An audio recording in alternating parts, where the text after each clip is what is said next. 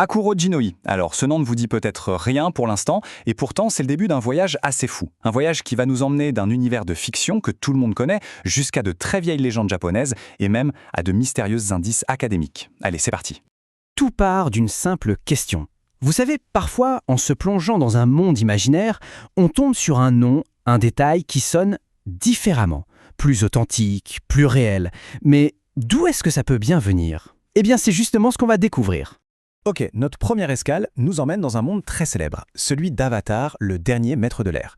Et plus précisément, on va jeter un œil à un manuel pour un jeu de rôle qui se passe dans cet univers. Un guide qui est rempli de créatures et d'esprits en tout genre. Et voilà, c'est là qu'on le trouve. En plein milieu de la liste des esprits de la Nation du Feu, juste à côté de noms comme Agni ou Kitsune, on tombe sur notre fameux Akurojin no Hi. C'est notre point de départ, bien calé au cœur de la pop culture d'aujourd'hui. Et ce qui est vraiment frappant, c'est à quel point ce nom détonne. Sérieusement, dans un monde où l'on croise des bisons volants et des top blaireaux, Akurojin no Hi sont tellement authentiques, presque historiques. C'est ça qui a attiré notre attention.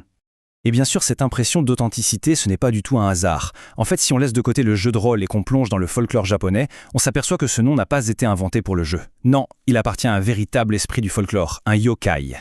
Alors, qu'est-ce que ça veut dire Akurojin no Hi? Traduit littéralement du japonais, ça donne « le feu du dieu de la mauvaise route ». Rien que ça.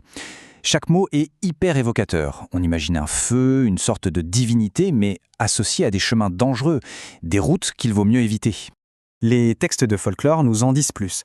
L'Akurojin no Hi, c'est donc un yokai qui prend la forme d'une flamme spectrale. Il viendrait de la préfecture de Mie, au Japon. Et petit détail qui a son importance, il apparaîtrait surtout quand il pleut.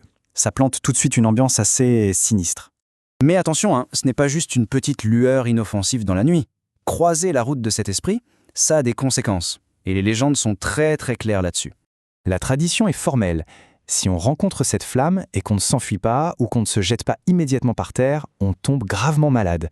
Ça fait froid dans le dos. Et on comprend tout de suite mieux pourquoi on l'appelle le dieu de la mauvaise route. On pourrait penser que l'histoire s'arrête là, une vieille légende qui trouve une seconde vie dans la pop culture. Mais non! Une nouvelle pièce du puzzle est apparue et elle vient d'un endroit totalement inattendu, une publication universitaire.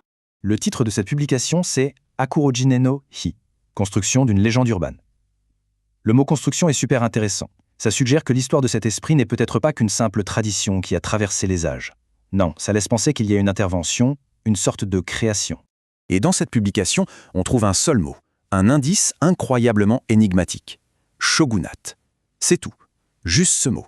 Un mot qui nous renvoie directement au gouvernement militaire du Japon féodal. Alors là, c'est fascinant. Qu'est-ce que ça peut bien vouloir dire? Est-ce que ça suggère que la légende a été créée ou peut-être utilisée à l'époque du shogunat? On peut imaginer plein de raisons. Peut-être pour des raisons politiques, pour décourager les gens d'emprunter certaines routes stratégiques ou pour contrôler les déplacements. Si la légende a été construite, elle servait peut-être d'outil de pouvoir.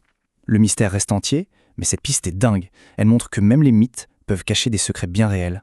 Bon, maintenant, il est temps de rassembler toutes les pièces du puzzle. On est parti d'un jeu de rôle moderne, on a découvert une légende locale, un indice historique.